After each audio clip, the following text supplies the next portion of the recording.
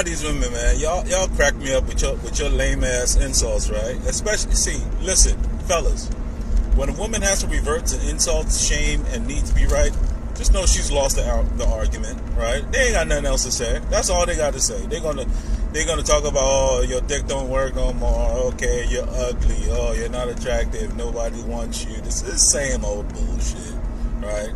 Same old shit. Guys, if you go in my videos, I was at the event last night. Bruh, we got it in.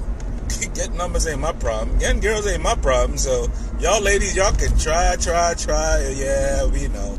Blah, blah, blah, blah, blah, right? So fellas, check this out, right? And for the ladies, actually, this is actually for you. Check it. Ladies, fine. Let's even just assume that, okay, fine, you say I'm not this, I'm not... Cool, no problem. Listen, ladies, it is your job to be attractive, not the men. No, sir. It is not the man's job to look good in a relationship.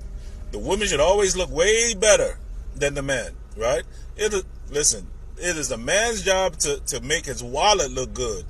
Once his wallet is looking fat, guess what? It's just so funny how the man just automatically just goes to an 8 or a 9 if he has fat pockets. It's just funny how that works.